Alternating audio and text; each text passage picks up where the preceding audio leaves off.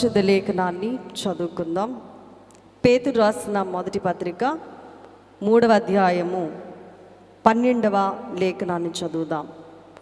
ప్రభు కన్నులు నీతిమంతుల మీదను, ఆయన చెవులు వారి ప్రార్థనల వైపునను ఉన్నవి, కానీ ప్రభు ముఖము కీడు చేయవారికి విరోధముగా ఉన్నది. చిన్న ప్రార్థన చేసుకుందాం. మహోన్నతుడా, స్తోత్రాలు. మహాగరుడానికి వందనాలు. బైబిల్ గ్రంథములో ప్రార్థన చేసే భక్తులు ఎందరో ఉన్నారు. గొప్ప గొప్పగా ప్రార్థించిన మహా గొప్పవారు ఉన్నారు. ఈరోజున ప్రార్థన చేయడానికి, నిన్ను వేడుకోవడానికి, నీ ద్వారా పొందుకోవడానికి వచ్చిన మాకును మేము ఏ విధంగా ప్రార్థన చేస్తే నెరవేర్పు కలుగుతుందో అట్టి విధముగా ప్రార్థించే గొప్ప స్థితి మాకు దయచేయమని నీ సన్నిధి మాకు తోడుగా ఉంచి మాతో మాట్లాడి బలపరిచి ఆశీర్వదించి వర్ధల చేసి మహిమని మీరే పొందుకొనమని మా మధ్యకు ఏం చేసినా యేసుక్రీస్తు వారి నామమందు ప్రార్థించి బ్రతమలాడి వేడుకుంటున్నాను పరమ తండ్రి, ఆమేన్. పరిశుద్ధ లేఖనములో పేతురు అనే భక్తుడు వ్రాసినటువంటి మాటలు, ప్రభు కన్నులట ఎవరి మీద ఉన్నాయి? నీతిమంతుల మీద ఉన్నాయి. ప్రభు యొక్క కన్ను దృష్టి అంతా కూడా నీతిమంతులు ఏం చేస్తున్నారు, ఎలా ఉన్నారు, నా కొరకు ఏం ఆలోచిస్తున్నారు, ఇవన్నీ కూడా ప్రభు తన కనుదృష్టి అంతా కూడా నీతిమంతుల మీద అంత ఫోకస్ పెట్టాడు. ఆయన చెవులు కూడా వారు ఏం ప్రార్థన చేస్తున్నారు, నన్ను ఏమని అడుగుతున్నారు, నా కొరకు ఏమని వారు చెప్పుకుంటున్నారు, నన్ను బట్టి వారు ఎంత ఆనందిస్తున్నారు, ఇవి మాత్రమే ప్రభు మరి ఆలోచన చేస్తూ ఉన్నారు. కానీ ప్రభు యొక్క ముఖం మాత్రం ఎవరి వైపు ఉందట? కీడు చేయు వారికి విరోధంగా ఉన్నది. ముఖమును కీడు చేసే వారి వైపుకు త్రిప్పాడు. కారణం ఏంటంటే వారు ఎప్పుడూ కూడా కీడు పనులు మాత్రమే వారు చేస్తూ ఉన్నారు, అని చూస్తూ ఉన్నారు. చూడండి ప్రియులారా, ఏదేని తోటలోనికి ఎంట్రీ ఇచ్చిందంతే. ఎవరు? సర్పం రూపములో సాతాను.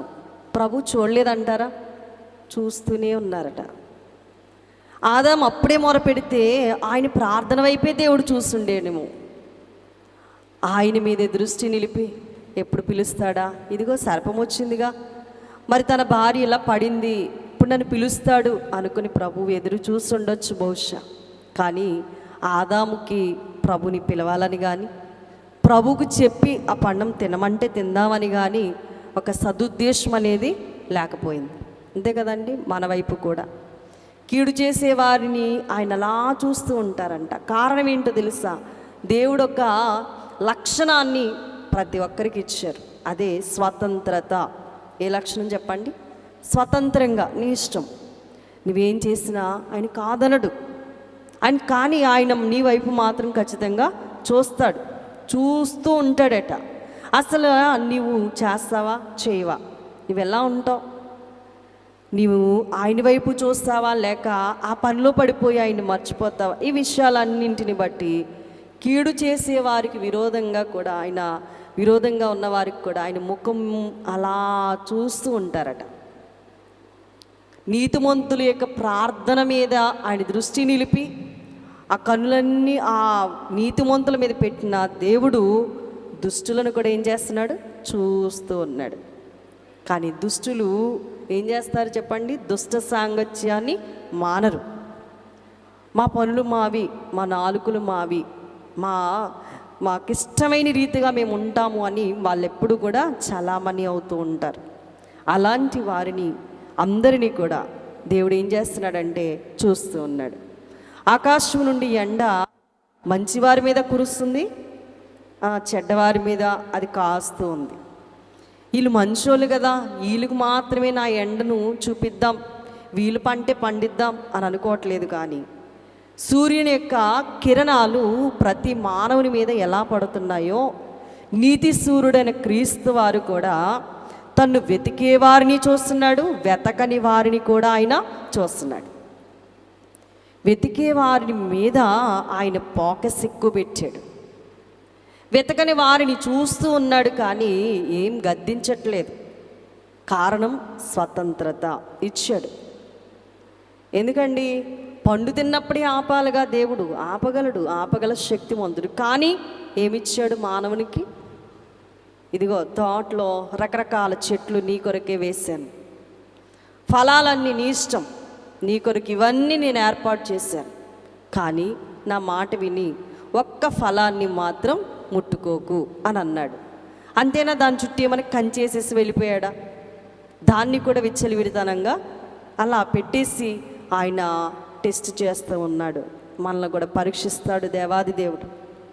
మన ఇష్టం, మనం ఏది కూర్చుకోవాలో, ఏది కోసుకోవాలో, ఏది అనుభవించాలో అంతా కూడా ఆయన అలా పెట్టి, ఇది అపాయం, ఇది మంచిది, ఇది చేయకూడదు, అది చాలా కేర్ఫుల్గా మనలో ఉన్న మనస్సాక్షి అనే జ్ఞానానికి దేవుడు సలహా ఇస్తాడు.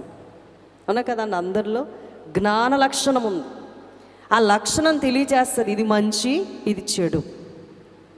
మంచి చెడు అనే మరి విషయాన్ని మనలో ఉన్న జ్ఞానం అనే మనసాక్షి చెప్తా ఉంటే, మనం మనసాక్షి మాట రివర్స్ వింటూ ఉంటారు. అందుకని ప్రతిఫలం వచ్చేటప్పటి వరకు కూడా వాళ్ళకి ఇది చేశామా అనేది అర్థం కాకుండా స్వతంత్రం, నా ఇష్టం, నాకుండా నేను వండుకుంటాను, నాది నేను తింటున్నాను, నా పని నేను చేస్తాను, నా ఇష్టం అన్నట్లుగా ఉంటారు. తీరా ఏదో అయ్యిందనుకోండి, నా అనే దాంట్లో ఏదో జరుగుతుంది. అది జరగనిది కాస్తంత జరిగేసరికి ఏంటి ఇలా అయింది, దేవుడు నన్ను చూస్తున్నాడా, నేను మాత్రం ప్రార్థన చేస్తాను కానీ ఎప్పుడు నా దేవుడు నన్ను పట్టించుకోలే అంటాం. అసలు ఎక్కడ ముప్పు వచ్చింది అని అంటే, మనలో పెట్టినటువంటి మనసాక్షి మాట మనల్ని గద్దిస్తూ ఉంటుంది. మనసాక్షి కూడా దేవుడు ఆ యొక్క వజ్రాన్ని మనలో పెట్టాడు. ఇది మంచి, ఇది చెడు, ప్రతి ఒక్కరికి కూడా దేవుడు తెలియచేయడానికి జ్ఞానాన్ని దేవుడు ఇచ్చాడు. మనలో జ్ఞానం అనే లక్షణం పెట్టాడు. అది పని చేసుకునే వారిలోనుంది, చదువుకునే వారిలోనుంది, అందరిలో కూడా అది పని చేస్తుంది. కానీ మంచిని పని చేయనీక దేన్ని పని చేయనిస్తున్నారంటే, చెడు అనే బటన్ బాగా నొక్కుతారు. మంచి బటన్ అసలు వాడరు చాలామంది. కానీ దానిని బట్టి ప్రతిఫలాన్ని ఇచ్చేటప్పుడు కూడా ఏది చేస్తే ఆ పంటే కోసుకుంటాం. పంట కోసుకునేటప్పుడు మాత్రం వాళ్ళకేమో అదా, నాకేమో ఇదా అనుకుంటాం. అసలు నేరం ఎవరిది? మనదే అని మనము గుర్తించక. ఇక్కడ ప్రియులరా, దేవుని యొక్క కన్నులట కల్లారా ఆయన చూసుకుంటా అన్నాడు. చూడండి ప్రియులరా, దేవునికి బాగా ఇష్టం ఏంటి అని అంటే తన పిల్లలను కన్నులారా చూసుకోవడం. కీర్తనకారులు అంటారు కదా, ఆకాశము నుండి దేవుడు నరులను కన్నులారా చూస్తున్నాడు. కంటితో చూస్తే కడుపు నిండిపోద్ది చాలామందికి కదా. అది మనం ఎరిగిన వారమైతే, అనుభవం కలిగిన వారమైతే, నా బిడ్డ నా కళ్ళ ముందు ఉంటే చాలండి అంటారు. అంటే దాని అర్థం ఏంటి? వాళ్ళని చూస్తూ ఉంటే మనకేం లేకపోయినా కూడా మనకు అదొక సంతోషం, అదొక రకమైనటువంటి ఆనందం. దేవుడు కూడా మానవులమైన మనలను కలుగజేసిన దగ్గర నుండి ఆయన మన మీదే తన దృష్టి అంతా పెట్టాడు. మన వైపే ఆయన చూస్తూ ఉన్నాడు. మనల్ని అలా చూసుకోవడం వల్ల ఆయన మురిసిపోతూ ఉన్నాడు. ఆ మురుపు కాస్త మనం ఏం చేస్తున్నామంటే బాధ కలిగించే విధంగా వ్యర్థ ప్రయత్నాలు. ప్రసంగిలో అంటారు కదా, ప్రారంభోత్సవములో సూర్యుని క్రింద జరుగుచున్నది అంతా కూడా వ్యర్థం. సూర్యుని క్రింద ఏం జరుగుతుంది? తినడం, త్రాగడం, కట్టుకోవడం, నాటుకోవడం, సుఖించడం. ఏంటి అంటే అంతా కూడా ఇదంతా వ్యర్థం. మానవులు ఎలా ఉన్నారంటే తిన్నామా, త్రాగామా, పడుకున్నామా, లేచామా, ఇదే విధంగా ఉన్నారు. కానీ దేవుడు ఏమనుకుంటున్నాడంటే, నన్ను వెతికేవారు ఎవరైనా ఉన్నారా? ఏమనుకుంటున్నాడంట? ఆకాశం నుండి దేవుడు ఏమనుకుంటున్నాడంటే, నన్ను వెతికేవారు అసలు ఎవరైనా ఉన్నారా, ఒక్కరైనా నాకు అగపడతారా అని దేవుడు ఆకాశం నుండి నరులను ఏం చేస్తున్నారంట?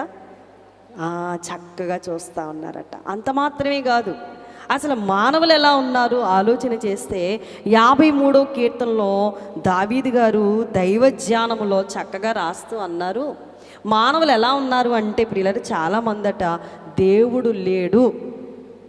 బుద్ధిహీనులు ఏమనుకుంటారట? తమ హృదయములో అనుకుంటారట. దేవుడు లేడు, ఆయన ఉంటే కనబడ్డేంటి, ఆయన ఉంటే నేను ఇలా ఉంటానేంటి, ఆయన ఉంటే మరి అది ఒక్క రకంగా ఉంటుంది అనుకునంట బుద్ధిహీనులు తమ హృదయములో ఆయన లేడు అనుకుంటారట. ఎందుకు అలా అనుకుంటారంటే వారు చెడిపోయారు. వాళ్ళ పనులు ఎలాంటి పనులంట? అసహ్య కార్యములు చేయుదురు. ఏ కార్యాలు చేస్తారట? అసహ్యం పుట్టించే పనులు. ఇది చేయకూడదు, అది చేస్తాను. ఇది తినకూడదు, అదే తింటాను, ఏమవుద్ది? అది చూడకూడదు, అదే చూస్తాను, ఏమవుతుంది? అందరూ చూడట్లేదా? అందరూ తినట్లేదా? అందరూ వెళ్ళట్లేదా? ఏ మార్గం ఎంచుకుంటారంటే ఏది వెళ్ళకూడదో, ఏది చేయకూడదో, ఏది తినకూడదో అదే ఎంచుకుంటారు. కానీ తప్ప మేలు చేయువాడు ఒక్కడు కూడా లేడట. మేలు చేద్దాం, అమ్మో తినకూడదు అన్నారుగా, తిన్నప్పుడు బాగానే ఉంటుంది, అవునే కదండి. పేషెంట్కి జ్వరం వచ్చింది అనుకోండి, జ్వరంలో బిర్యానీ పెడితే ఆ రోజు కాస్తంత బాగానే ఉంటుంది, తర్వాత తెలుస్తుంది దాని ప్రభావం అంతా కూడా ఎప్పుడు ఏర్పడుతుంది చెప్పండి. పేషెంటు తినకూడని పదార్థం రుచిగా ఉంది, తినాలనిపిస్తుంది, తినాలంటుంది కదా, పెట్టేయండి అంటే అది తర్వాత తిన్నప్పుడు బాగానే ఉంటుంది, కడుపులోకి వెళ్ళేటప్పుడు బాగానే ఉంటుంది, దాని ఎఫెక్టు అప్పుడు చూపించదు. తర్వాత శక్తిహీనత ఏర్పడే కొద్దీ ఆ తిన్న వస్తువు, ఆహార పదార్థం లోపల పాయిజన్ కింద తయారవుతుంది. అప్పుడు ఇంకా శక్తిని కోల్పోయేటట్టుగా చేస్తుంది. అమ్మో ఏంటి, నోరు కాయకపోవడం వల్ల వచ్చిన ప్రమాదం.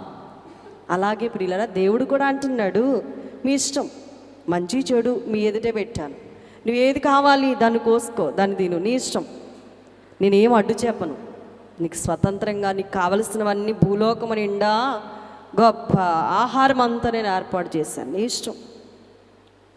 ఇశ్రాయేలుకి మన్నా పెడతా ఉంటే ఏమడిగారు చెప్పండి? ఏం గుర్తొస్తున్నాయి అన్నారు? కీరకాయలు, దోసకాయలు, ఉల్లిపాయలు. ఏమండి మాంసం కొండల దగ్గర కూర్చుని చక్కగా తింటున్నప్పుడు ఎలా సావలేదు, అప్పుడు చచ్చిపోలేదు. ఈ ఆహారం, రుచి పసి లేని ఆహారం పెట్టి మమ్మల్ని ఎందుకు ఈ యొక్క మరి అరణ్యంలో చంపడానికి తీసుకొచ్చా అన్నారు. ఏమండి మన బ్రతుకులు కూడా అలానే ఉన్నాయి. మనల్ని ఏమో చక్కగా మేపుతూ ఇది మేత, ఇది తింటే శాశ్వత కాలం మీరు ఉంటారు, నన్ను తిన్నవాడు నిత్య జీవము కలవాడు అంటే ఏముంది ఇందులో? దేవుని వాక్యం తింటే ఏమొస్తుంది? రోజు వినాలా వాక్యం అంటూ మనం ఎలాంటి వాళ్ళంగా ఉన్నామంటే ప్రియులారా, చెడు కార్యములు చేసేవారుగా, చెడిపోయిన వారు, అసహ్య కార్యములు. అరే బాబు అది చేయకూడదురా, నేను అదే చేస్తాను అంటారు. అసహ్య కార్యములు చేయవారు. అయితే 2వ వచనములో వివేకము కలిగి దేవుని వెతుకువారు కలరేమో అనంట. దేవుడు ఆకాశం నుండి చూసి నరులను పరిశీలించుచూ ఉన్నారంట. దేవుడు ఏం చేస్తున్నాడంట? ఆకాశం నుండి ఎవరిని చూస్తున్నాడు? నరులను చూసి పరిశీలిస్తూ ఉన్నారంట. వివేకం ఎవరైనా తెచ్చుకుంటారేమో. పాముకి వివేకం ఉంటుందట. పాముకి ఏముంటుంది? మనం ఎక్కడో ఉన్నా కూడా మన చప్పుడు, మన జాడ వివేకంగా అది ఏం చేస్తుంది? మనిషి వస్తున్నాడు. ఆ వివేకం మానవులమైన మనం కూడా మనలో ఉంచుకోవాలట. వివేకం ఉన్నవాడు సత్ప్రవర్తన కలిగి ముందుకు అడుగు వేస్తాడు. వివేకం లేనివాడు బురదలో పడతాడు, గుంటలో పడతాడు, అపాయం కొని తెచ్చుకుంటాడు. పౌరము లక్షణము మంచిది, శ్రేష్టమైనదే. మరి దానికి నిష్కపటం అనే గుణం ఉంది, దానిలో ఎటువంటి చేదుగొట్టు కూడా లేదు. పావురాల్లో ఉండాలి, కానీ ఏముండాలంట? పాముల్లా వివేకం కూడా ఉండాలి అని యేసుప్రభు శిష్యులైన వారికి బోధించారు. వివేకం లేదనుకోండి, ఎవడొచ్చి అటాక్ చేస్తాడో, ఎవరు ఏం చేస్తారో వాళ్ళ వల్ల చెడిపోవలసి వస్తుందేమో. కాబట్టి విశ్వాసి అయినా కూడా ఏముండాలంటే గ్రహించే మనస్సు మనకు ఉండాలి. యోసేపుని ఉదాహరణగా తీసుకుంటే, యోసేపుకి తన రాజ్యములో సమస్తం కూడా అధికారం ఇచ్చేశాడు. రాజు అంటాడు, నేను బయటికి వెళ్తున్నాను, అంత బాధ్యత అంతా ఇదిగో నా తాళపు చెవులు ఇవిగో, ఇక్కడ అంతా చక్కబెట్టాలి నేను వచ్చే వరకు కూడా, నువ్వు నమ్మకస్తుడు కాబట్టి ఇదిగో నా రాజ్యాన్ని కాపాడు అని చెప్పి నమ్మకాన్ని, మరి నమ్మకముతో రాజు బాధ్యతలు అప్పగించాడు. అంత నమ్మకంగా అప్పగించినప్పుడు సమస్తాన్ని కూడా ఏం చేయొచ్చు, అతడు తినొచ్చు, త్రాగొచ్చు, సుఖించవచ్చు, ఏమైనా చేయొచ్చు. అతను నమ్మిన బంటుగా ఉన్నాడు గనక. కానీ ఏమంటున్నాడు, అమ్మా నిన్ను మాత్రం నా యజమాని నాకు అప్పగించలేదు. ఆమె కోరుకుని వచ్చినా కూడా ఇతనిలో వివేకం ఉంది గనక, ముందు జరిగే ఫ్యూచర్ తెలుసు గనక, దేవుని వైపు చూశాడు గనక, అమ్మా నిన్ను నాకు ఇవ్వలేదు, ఒకవేళ ఇచ్చినా నాకు అవసరం లేదు, నా దేవుని కాదని నేను ఏ పని కూడా చెయ్యను. వివేకం తెచ్చుకున్నాడు. అంత వివేకము ప్రతి మానవులు కూడా ఏం చేయాలంట, కలిగి ఉండాలని దేవుడు చూస్తూ ఉన్నాడు. వివేకం కలిగి ఎవరైనా ఉన్నారేమో నన్ను వెతికేవారని ప్రభు అంటే ఆకాశముండి చూసి పరిశీలిస్తున్నాడంట. ఏమండి, ఒక్క విషయం మనం ఆలోచన చేస్తే మనం ఎక్కడ తప్పటడుగు వేస్తున్నామంటే, దేవుడు నిజంగా అనుకుంటున్న మనము ఊహించే విధంగా చెప్పాలంటే, ఇంటి దగ్గర బిర్యానీ వండేసి ఆ బిర్యానీ అక్కడ పెట్టేసి మామూలు వెజిటేరియన్ కూడా వండేసి, మరి బాబు మీరు ఏం తింటారో తినండి, బిర్యానీ అయితే రాత్రికి ఉంటుంది, వెజిటేరియన్ తినేయండి, రాత్రికి తిందిరు కానీ అని మనం వచ్చేసాం. తినేది వాళ్ళే. ఇప్పుడు తింటారో అది సాయంత్రం వరకు ఆగుతుంది కనుక అది అక్కడ ఉంది, ఇది ముందు తినండి అని మనం వచ్చేసాం. ఏం తింటారు చెప్పండి? మరి అది కాదు కూడదు, నువ్వే తింటావు, కానీ కేర్ఫుల్గా చెప్పేస్తాం ఇక్కడ. ఏమని? నువ్వు తింటావు కనుక అది ముందు, ఇది చెడిపోయేది కానీ ముందు తినేసే, అది ఉంటుంది కాబట్టి ఇది ఆగిన తర్వాత తిను అని అంటే మన మాట వాళ్ళు ఏమంటారు? కాదు అంటారు. వాళ్ళకి నచ్చినట్లుగా ఉంటారు. మన ముందు కూడా భోజన పదార్థములు ఈ భూలోకములో చూడడానికి విశాలమైనటువంటి ఈ లోకములో అన్నీ ఏర్పాటు చేసేసారు. కానీ జాగ్రత్త, ప్రభు ఏమన్నారు? జాగ్రత్త. జాగ్రత్త అన్న దాంట్లో మనం ఏం చేయాలి? అప్పుడు ప్రభువుకి నచ్చినట్లుగా చేయాలి. మందే దాదాసాయి గారి పాటలో కూడా రాస్తారు, అంతయ్యూ మనదే కదా, ఏసైకున్నదంతా మనదే కదా. మనం ఇటువంటి చిన్న చిన్న పొరపాట్ల వల్లనే ప్రభు ప్రేమను తెలుసుకోలేకపోతున్నా. అసలు వండిన పదార్థాలు మన కొరకే, కానీ ఆలోచన అనేది లేకుండా చేయవలసింది చేయక చెయ్యకూడని చేసి ఏం తెచ్చుకుంటున్నారంటే ప్రమాదాన్ని తెచ్చుకుంటున్నారు. అలా చేసిన కారణాన ఈరోజున ముప్పు ఏర్పడతా ఉంది. ఇక్కడ ప్రియులరా, దేవుడు అంటున్నాడంట, వారందరూ ఎలా ఉన్నారంటే దారి తొలగి బొత్తిగా చెడి ఉన్నారు. వారందరూ ఎలా ఉన్నారంట? దారి తొలగిపోయారు. పేతురు గారు ఏమంటున్నారు? కీడు చేయు వారికి విరోధంగా ముఖం, ప్రభు ముఖం ఉందట. ఎందుకు అలా ఉన్నాడు అంటే వారందరూ కూడా ఏమైపోయి ఉన్నారు? దారి తొలగి బొత్తిగా చెడిపోయి ఉన్నారు. ఒక్కడూ తప్పకుండా అందరూ చెడిపోయి ఉన్నారు. మేలు చేసేవారు లేరు, ఒక్కడైనా కూడా దేవుని కొరకు లేరట. దేవుని వెతికే వారెవ్వరు కూడా కనబడడం లేదు. మరి చూస్తూ ఉన్నాడంతే, పరిశీలన చేస్తూ ఉన్నాడంతే. ప్రతిఫలం ఇచ్చేటప్పుడు నాకు కొంచెం నాకు పెట్టరా అంటాం. అసలు నువ్వు చేసే ప్రయత్నం ఏంటో నీకే అర్థం కాక. చూడండి ప్రియులరా, మేలు చేయవారు ఒక్కరు కూడా లేరు అని మరి దేవుని యొక్క సన్నిధానములో ఆయన మరి ఎంత పరిశీలన చేసినా చెడిపోయిన వారే కనబడుతున్నారండి. దేవునికి ప్రార్థన చేయక ఆహారం మృంగునట్లుగా నా ప్రజలను మృంగు పాపాత్ములకు తెలివి లేదంటారా? దేవునికి ప్రార్థన చేయకుండా ఆహారం మింగునట్లుగా నా ప్రజలను మింగు పాపాత్ములకు తెలివి లేదా? తెలివి ఉన్నా కూడా వాళ్ళు ఏం ఉపయోగించరు? తెలివిని ఉపయోగించరు. చెడపకరా చెడి అన్నట్టు చెడపడానికే చూస్తారు, కానీ బాగు చేద్దాం అని ఎవరు కూడా అనుకోరు. చెడిన దానికి ఇంకా చెడిపేస్తారు.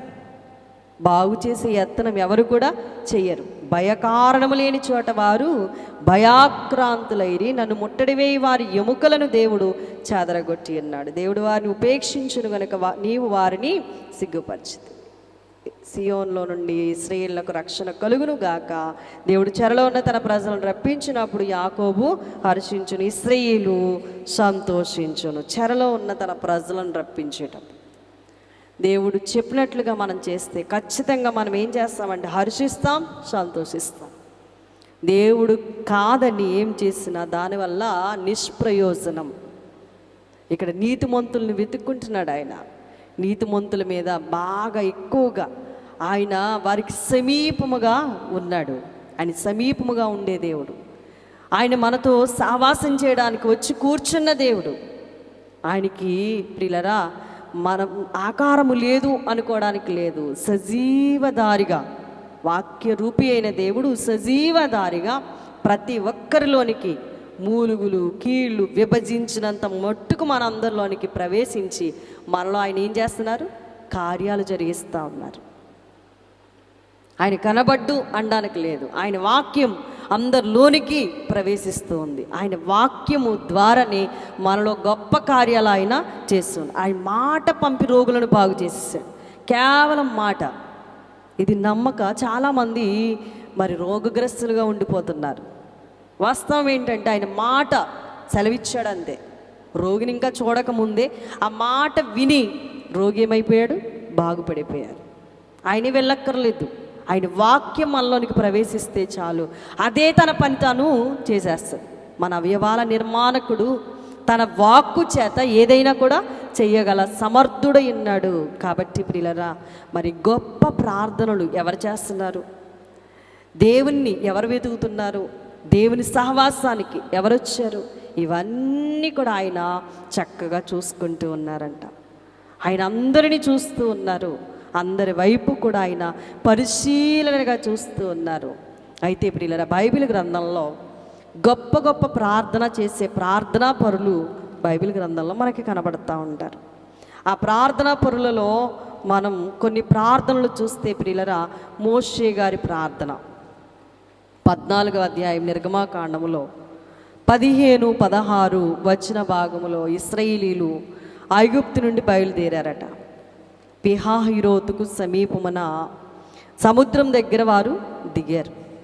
అయితే వీరికి మోషే గారి నాయకుడు. ఇచ్చిన వీరి పరిస్థితి బహు భయంకరంగా ఉంది.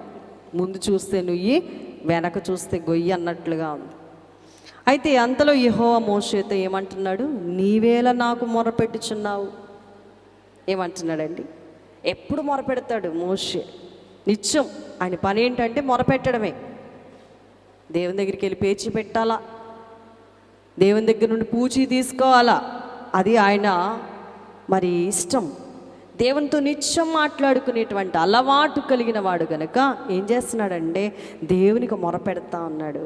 మొరపెడతా అంటే ప్రభు అంటున్నారు, నీవేళ నాకు మొరపెడుతున్నావు, ఇంకా తెలియట్లేదా? నాకు మొరపెట్టి చేయడం కాదు, ఏమనాలంట నీవు? సాగిపోవుడి అని ఇశ్రాయేలీలతో చెప్పుము. ఏమనాలి? చిన్న మాట అంది అంతే కదండి. సాగిపోవుడి అని అనాలంటే మాటే మాట్లాడాల, అంతేనా అండి? కేవలం మోషే ఏమనాలంట? సాగిపోండి అనాలట. అది ఏమాత్రం కష్టం చెప్పండి? ఎందుకంటే దీర్ఘంగా నిత్యం కూడా దేవునితో మాట్లాడే అనుభవం కలిగిన వాడు గనుక, దేవునితో అంత సహవాసం కలిగిన వాడు గనుక ఏదైనా దేవునికి చెప్పుకుంటాడు గనక, చిన్నదానికి పెద్దదానికి దేవుణ్ణే సంప్రదిస్తాడు గనక దేవుడు అంటున్నాడు, నాకెందుకు ఇంకా మొరపెడతావు? ఒక్క మాట నువ్వు మాట్లాడితే నేను ఉండనా? ఒకసారి నువ్వు మాట్లాడు అంటున్నాడు దేవుడు. ఏమని మాట్లాడంట? సాగిపోండి అనాలని. కేవలం మాట ఒకటే అక్కడ. ఇశ్రాయేలుతో చెప్పు, నీవు నీ కర్రని ఎత్తి సముద్రం వైపుని చెయ్యి చాపి దాని పాయలుగా చెయ్యం. మనకి చాలా భయం. ఇది పెద్ద జబ్బు కదండి. మరి మనలో ఉన్న శ్రమ, మనలో ఉన్న ఇబ్బంది, మనలో ఉన్న జబ్బు చూసి మనం చాలా భయపడిపోతూ ఉంటాం. నిజంగా యథార్థంగా ప్రార్థన చేసే ప్రార్థన పరులం అయితే కనుక మన జబ్బును మనమే చూసి మనమే డాక్టర్గా ఒక మంచి తలంపు కలిగి, నీవు నన్నేం చేయగలవు, నా దేవుడు ఉన్నాడు అని అనగలమా? అంటే ఆ జబ్బు ఉంటుందా? ఉండదు. మోషేతో దేవుడు ఏమంటున్నాడంటే, చూసి భయపడతావేంటి వాళ్ళలాగా? నాకెందుకు మొరపెడుతున్నావు? ఎంతసేపు నాకు చెప్పుకుంటున్నావు కదా, నాతో మాట్లాడుతున్నావు కదా, ఇక చాలు కనుక వాళ్ళతో నీవు సాగిపోండి అని. ముందు చూస్తే ఏముంది సాగిపోవడానికి? చిన్న చిన్న నదులా ఏమైనా? ఏమండి గుంటలో నీళ్ళ దాటేయడానికి? ఈ కాలు తీసి ఆ కాలు అవతల గట్టు మీద వేయడానికి అదేమన్నా మన కాళ్ళు అంత ఉందా అండి? ఏమంటున్నాడండి, ఆ నీటిలోంచి నీవు సాగిపోండి అని చెప్పి. నువ్వు మాత్రమే కాదు, నీతో ఉన్న ఈ ప్రజలు లక్షలాది మంది కూడా వాళ్ళతో నువ్వు మాట్లాడు, సాగిపోండి అని చెప్పు. ఆ మాట మాత్రం, ఆ మాట వారిలో ఎంత గొప్ప కార్యం చేసిందండి. ఎర్ర సముద్రాన్ని పాయలుగా మార్చేసింది కేవలం మాటే. ప్రభు అక్కడికి వచ్చేసారంటారా? దిగొచ్చారా? ఆయన ఏమన్నా గొప్ప అద్భుతం చేశారా? కాదు. కేవలం అక్కడ ఉన్నది మనిషి. ఆ మనిషిలోనికి దేవుడు వాక్కును పంపాడు. ఆ వాక్కు ఇక్కడ గొప్ప కార్యం చేస్తుంది. ఏమిటి ఆ వాక్కు అంటే, సాగిపోండి. నీ చేతిలో ఏముంది మోషే? ఫస్ట్ నుండి చెప్తానే ఉన్నాడు. నీ చేతిలో ఉంది ఏంటి? కర్ర. ఆ కర్రను తీసుకొని సముద్రం వైపు నీ చెయ్యి చాపి దాన్ని పాయలుగా చేయి. చిన్న దుడ్డు ముక్క, చిన్న కర్ర ముక్క. ఆ కర్ర తీసుకుని ఏమనాలంట? దాని మీద అలా కొట్టాలట. కొట్టంగానే చూడండి ప్రియులరా, చాలామందికి ఇది చిన్న పుస్తకం, ఇదేగా, ఇది చిన్నదే, కానీ ఇందులో చాలా శక్తి, తెలియనటువంటి శక్తి అనుకోవచ్చు బహుశా చాలామంది. చిన్న కర్రకే రెండుగా పాయలుగా ఎలా అయిపోయిందని. ఆ కర్ర చేసే మహత్యములో ఏముంది అని అంటే, ప్రభు శక్తి అందులో ఉంది. ఈ 66 పుస్తకాల్లో ప్రభు ఉన్నారు. ఇది సాధారణమైన పుస్తకం కాదు. ఈ పుస్తకాన్ని పట్టుకున్న వాళ్ళు దీన్ని ప్రియులరా అంచెలంచెలుగా దాన్ని మనలోనికి మనము అవలంబించుకొని అవగాహన చేసుకొని బాగా చదువుతూ ఉంటే, ఈ పుస్తకం కాదు ఇది, ప్రభువే మనలో చక్కగా పనిచేస్తారు. మోషేతో కేవలం ఏమంటున్నాడు? సాగిపోండి అన్నాడు, అంతే. ఆ సాగిపోండి అనే మాట ఏం చేసేసింది? ఇప్పుడు ఇక్కడ గొప్ప కార్యాన్ని చేసేసింది. వాళ్ళందరూ కూడా ముందు అడ్డంగా ఉన్న ఆ ఎర్ర సముద్రాన్ని, వెనక ఉన్న సైన్యాన్ని వాళ్ళు ఎంత చక్కగా గెలిచారు అని అంటే, కేవలం ఏంటి అక్కడ దేవుడు వచ్చేసి ఏదో చేసేయలేదు. అక్కడ కేవలం మాట సెలవిచ్చి వారిని ఏం చేశారు? సురక్షితంగా ఆవలికి చేర్చారు. చూడండి పిల్లరా, దేవుని యొక్క కార్యాలు చాలా గొప్పవి. అందుకే దాదసాయి గారు పాటలో కూడా చక్కగా రాశారు. శత్రువులు గెలవగలరా అనే కీర్తనలో దాదసాయి గారు ఈ శరణాన్ని చక్కగా వ్రాసిన వారై ఉన్నారు. దేవాజనులను ఐగుప్తు దేశీయులు త్రోవాలో తరిమినను, త్రోవా సముద్రములో దొరికినను వారిని, త్రోవా సముద్రములో దొరికినను వారిని, ఆవాలి యొడ్డునా, ఆవాలి యొడ్డునా అందుకొనా లేరైరి, అందుకొనా లేరైరి.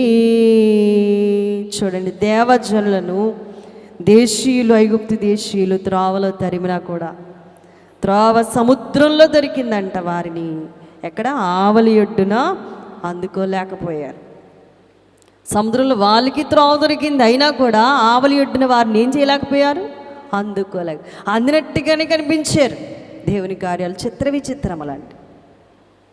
శత్రువులకి అమ్మో ఇంకా పగవాడు పట్టేసుకుంటాడు అన్నదాకా కూడా విశ్వాసుని దేవుడు అంత పరీక్షించట అమాంతంగా మింగేస్తాడు. అన్నప్పుడు దేవుడు అమాంతంగా తన చెయ్యి మన మీద వేస్తాడంట. నాకు తెలిసిన ఒక సాక్ష్యం, మన ప్రెసిడెంట్ అమ్మగారు అనగా మన మిషన్ అంతరికి తల్లి ప్రమిళ సెలవరాజమ్మ గారు సాక్ష్యాన్ని నేను విన్నాను. ఏమిటి అంటే, ఒకానొక దినమందు వారు సెలవరాజయ్య గారు ఉన్నప్పుడు కారులో బయటికి వెళ్తూ ఉండగా, కారు బయటికి అలా వెళ్తూ ఉంది, వారు మార్గంలో ఉన్నారు. అయితే ప్రయాణం చేస్తున్నటువంటి కారుని ఇంకో కారు ఢీకొట్టింది. ఢీకొట్టేటప్పుడు ఏదైనా ప్రమాదం జరిగితే మనం ఏమంటాం? ఇది గొప్ప అంటే ఆ తల్లి నిజంగా చెప్పింది ఏమనంటే, ఎవరైనా అంటే యేసయ్యా అంటాం కదండి. మన నోటంట నిజంగా ప్రార్థన పరులైతే గనక యేసయ్యా అంటాం. కానీ ఆమె అన్నారంట దేవదాసయ్య అందటండి. నిజంగా ఆమె చూసిందంట దేవదాసయ్య గారి పాదమట ఢీకొట్టి ఆ కారు ఈ కారు ఢీకొట్టేసుకుంటా మధ్యలో అయ్యగారి పాదం అలా పెట్టారట. యాక్సిడెంట్ అయిపోయింది, ఆమె చూస్తూ ఉంది. అయ్యగారిని అలా తలంచుకునేసరికంట దేవదాసయ్య గారి కాలు అలా ఉంటే ఆ కారుకి ఈ కాలుకి మధ్యలో దేవదాసయ్య గారి కాలు చూసిందట. యాక్సిడెంట్ అవ్వలేదు. ఎంత చిత్రం అండి. ఎందుకంటే నమ్మరు చాలామంది, కానీ అనుభవించే వారికి అర్థమవుతుంది. అంటే దేవదాసయ్యని పూజిస్తున్నారా? కాదు. తలంపు అమ్మ అంటాం ఏదన్నా ములుగుచ్చుకున్నప్పుడు, మన అలవాటు. ఎందుకంటే వారు గుంటూరులో దేవదాసయ్య గారికి ఇచ్చినటువంటి ఆతిథ్యం, ఆ వృద్ధాప్య సమయంలో వారు ఎంతగా ఆదరించారో అవన్నీ జ్ఞాపకాలు. ఎందుకనంటే దేవదాసయ్య గారు ఉన్నప్పుడట ఒక ప్రార్థన చేశారంట దేవదాసయ్య గారు. నేను ఈ బేతేలు గృహములో ఉన్నంత వరకు ఎవరు కూడా నిద్రించడానికి వీల్లేదన్నారట. అయ్యగారు పరంపదించే వరకు కూడా ఏ ఆత్మ కూడా అక్కడి నుండి వెళ్ళలేదట పరం. కాబట్టి ప్రియులరా, ఆమెకు అంత నమ్మకం. అయ్యగారి కాలు అలా చూసింది, యాక్సిడెంట్ కాలేదు. జరిగిపోయిన దాన్ని కూడా దేవుడు ఏం చేసేసాడు? మార్చేసిన శక్తిమంతుడు ప్రభు. ఇశ్రాయేలుకు ముందుంది ఎంత భయంకరం, వెనక కూడా అంతకంటే ఎక్కువగా ఉంది. అయినా కూడా దేవుడు అందినట్టుగా అయిపోయి ఇంకా వచ్చేస్తారు అన్నట్టుగా రానిచ్చాడు. రానిచ్చి అమాంతంగా ప్రజలను ఏం చేశాడు? ఆవలి ఒడ్డుకు చేర్చేసాడు. మనకు కూడా అంతే. మనమే ఓర్చుకోలేక ఇంకెక్కడండి, ఇంకెక్కడ జరుగుతుంది, ఎంత ఆక వచ్చేసింది, ఇంకెక్కడ ఈ కొంచెంలో ఏం జరుగుతుంది, ఎక్కడుంది సమయం అంటారు. కానీ ప్రియులరా, మనకేముండాలట? ప్రభువు మీద పూర్తి నమ్మకం. గుడ్డిగా ప్రభుని మనము నమ్మితే ఖచ్చితంగా కార్యాలు మనం చూస్తాం. ఇశ్రాయేలీయులకు మోషే నాయకుడు, ఆ మోషేలోని దేవుని వర్తమానం అలా రాగానే వాళ్ళు సురక్షితంగా ఎలా చేరుకున్నారు. ఇంకో మహానుభావుడు ఉన్నాడు, ఆయన తర్వాత వచ్చినటువంటి యెహోషువ. ఆయన చేసిన కార్యం ఇంకా గొప్పగా ఉంది. ఆయన కూడా యెహోషువ గ్రంథం 10వ అధ్యాయములో ఆయన మాట్లాడుతున్నాడు. యెహోషువ నాయకత్వంలో ఈ కార్యం ఇంకా చాలా గొప్పగా మనకి అగపడతా ఉంటుంది. 12వ వచనంలో యెహోవా ఇశ్రాయేలు ఎదుట అమోరీయులను అప్పగించిన దినమున, యెహోవాట ఇశ్రాయేలు ఎదుట అమోరీయులను అప్పగించిన దినమున ఇశ్రాయేలీయులు వినుచుండగా యెహోషువ యెహోవా దేవునికి లాగున ప్రార్థన చేస్తా ఉన్నాడు. ప్రార్థన చేసేవారెవరైనా అనుమానం ఉండకూడదు. దేవునికి నేను విన్నవించుకుంటున్నాను, నా దేవుడు నా ప్రార్థన వింటాడు అని ఖచ్చితంగా నమ్మకం కుదిరినప్పుడే ప్రార్థన మనం చేయాలి. యెహోషువ అలా ప్రార్థన చేశాడు. సూర్యుడా, దేవునికి ఇలా ప్రార్థన చేస్తున్నాడు, సూర్యుడా నీవు గిబియోనులో నిలువుము. ప్రార్థన ఇలా కూడా చేస్తారా? ఏమంటున్నాడండి? దేవునికి ఇలాగున ప్రార్థన చేసి ఏమంటున్నాడు? నువ్వు ఆగిపో సూర్యుడా అంటున్నాడండి. అంటే ఎంత నమ్మకం అంటే, ఇతన్ని ముందున్నటువంటి వ్యక్తిని మాదిరి ఉన్నాడు కదండి మోషే అద్భుతం చేసేటప్పుడు కళ్ళెట్టి చూశాడు కదా, దాన్ని పూర్తిగా అవగాహన చేసుకున్నాడు. మనకి ఇది చేత కాకే ఎంతసేపు మీరు చేయండి ప్రార్థన, మీరు వెళ్తున్నారు కదా నా కొరకు చెప్పండి అంటున్నారు. కానీ తప్ప కళ్ళు వెంబడి చూసినా కూడా నమ్మలేనటువంటి జనంగా గ్రుడ్డివారిగా మానవుడు ఉన్నాడు. అందరూ చూసారు ఆ దినమందు, కానీ అందరూ ఇలా ప్రార్థన చేయగలిగారా అంటే లేదు. అన్నా కదండి, లక్షలాది మంది ఇశ్రాయేలీయులు, కానీ వాళ్ళందరూ చేయగలిగారా? లేదు. అందులో ఎవరు చేస్తున్నారు? మోషే తర్వాత యెహోషువ నాయకత్వం ఉంది కాబట్టి చేస్తున్నాడు అనుకోవచ్చు. కాదు ప్రియులరా, అతనికి ఏమొచ్చింది? పూర్తి నమ్మకం. ఆ నమ్మకంతో ఏమంటున్నాడు? దేవుడు ఏదైనా చేసేయగలడు. అందుకే సూర్యుడా నువ్వు వాగు, చంద్రుడా నువ్వు నిలువు అన్నాడు. అంతే. ప్రార్థన ఇలా చేసేసరికి జనులు తమ శత్రువుల మీద పగ తీర్చుకునే వరకు సూర్యుడు నిలిచిపోయాడు, చంద్రుడు ఆగిపోయాడు. సూర్యుడు ఆకాశం మధ్యమున నిలిచి ఇంచుమించు ఒక నాడెల్లా కూడా అస్తమింప తోడపడలేదట. అంటే ఒక రోజు సృష్టిలో జరగలేదు. ఎంత విచిత్రం అండి. ఒక్క రోజల్లా సృష్టిలో జరగలేదు. అలా ఏ రోజైనా ఉంటుందా? ఈరోజు 11వ తారీఖు, రేపు 12 వస్తుంది, అవునా కదండి. సూర్యుడు మరలా ఎలా తిరగాలి? భూమి తన చుట్టూ తాను తిరుగుతూ సూర్యుని చుట్టూ ఏం చేస్తుందంట? తిరుగుతుంది. అలా ఒక రోజు అలాగా అవుతుంది. సూర్యుడు అలా ఉంటే భూమి ఏం చేయాలి? ఇలాగ గిర్రంగా గుండ్రంగా తిరగాల, అప్పుడు ఒక రోజు అవుతుంది. ఏ రోజు ఇది జరగలేదండి. ప్రొద్దు నుంచి చూస్తున్నాం, ఎన్ని గంటలు అయిపోతున్నాయి కానీ ఎండ ఇలానే ఉందండి అని మన విషయంలో ఎప్పుడైనా ఉంటుంది? అలాగా ఉండదు, అసాధ్యం. ఈ స్త్రీలు అలా చూస్తున్నారంటే టైం అలా గడుస్తుంది కానీ ఆ సూర్యుడు అక్కడి నుంచి కదలెక్కలేదు, చంద్రుడు రావట్లేదు.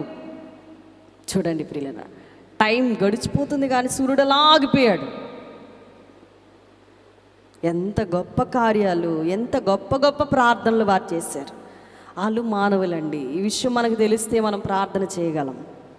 వాళ్ళు మనలాంటి మానవులు, వాళ్ళకి కొమ్ములు లేవు. వాళ్ళు ఎంచుకున్నారు దేవుణ్ణి. మనం కూడా ఏం చేసుకోవాలి? ఎంచుకోవాలా. మనం ఎవరిని ఎంచుకుంటాం? దేన్ని ఎంచుకుంటాం? లోకాన్ని ఎంచుకుంటాం, లోకంలో నచ్చిన వాటిని ఎంచుకుంటాం. కానీ మనం ఎంచుకోవాల్సినటువంటి ప్రత్యేకమైన వ్యక్తి ప్రభువారు. ఆయన మనం ఎంచుకుని ఆయన ముందు పెడితే ఆయనే మనల్ని చక్కగా నడిపిస్తూ ఉంటారు. అప్పుడే మనకి గొప్ప కార్యాలు దేవుడు జరిగిస్తూ ఉంటారు. అలాగున జరగాలి అనంటే మనం కూడా ఏమని ఆజ్ఞాపించాలండి? దేవునికి మనవి చేసేటప్పుడు చూడండి ప్రియులరా, ఇక్కడే రాసేసారు, యెహోవా ఒక నరుని మనవి వినిన ఆ దినము వంటి దినం దానికి ముందే కానీ దానికి తరువాతనే కానీ ఉండలేదు. నాడు యెహోవా ఇశ్రాయేలు పక్షముగా యుద్ధము చేశాను. అప్పుడు దేవుడే వారి పక్షంగా ఏం చేశారట? యుద్ధం చేశారు. మన పక్షంగా ఎందుకు చేయడు?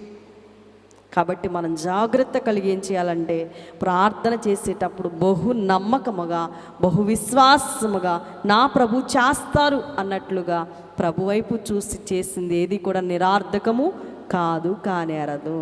కాబట్టి ప్రభు కనులు మనం చేసే ప్రార్థనల మీద ఉన్నాయని మనము గుర్తుపెట్టుకోవాలి. మనం ప్రార్థన చేస్తున్నామో ఏం చేస్తున్నామో ఆయన అందరినీ కూడా అలాగున పరిశీలిస్తూ ఉన్నాడు. మనం నిజంగా యథార్థపరులమైతే దేవుని వెతుకుతూ ఉంటాం. గుళ్ళోకి వెళ్ళి వెతకకపోయినా మనసు నిండా, తలంపుల నిండా, ఊహ నిండా ఎక్కడ కూర్చున్నా, ఏం చేస్తున్నా, ఎవరిని వెతుకుతాం? ప్రభుని వెతుకుతాం. అలా చేయగలిగితే ప్రభు మన పక్షంగా ఉండి గొప్ప కార్యాలు చేస్తారు. అలా చెయ్యాలి అని అంటే మనము మంచి తలంపు, ప్రభు తలంపు. ఏమంటున్నాడు 53వ కీర్తనలో? దేవుని వెతుకువారు కలరేమోనని. ఎప్పుడు నిత్యం దేవుని వెతుకుతూ, దేవునితో మాట్లాడుతూ, దేవుని యొద్ద నుండి పొందుకోవాల్సినటువంటి ఆశీర్వాదాన్ని పొందుకొని స్వస్థపడే భాగ్యం స్వస్థలేకి మించిన మనందరికీ దేవాది దేవుడు అనుగ్రహించును గాక. ఆమేన్. మెగానుడిగా మా మధ్యకు ఏం చేసిన తండ్రి స్తోత్రాలు. నీ శక్తివంతమైన మాటలను బట్టి స్తోత్రాలు. నీవు మాతో ఉన్నావు, మా మధ్యన ఉన్నావు, మాతో మాట్లాడావు. స్తోత్రాలు యేసయ్యా.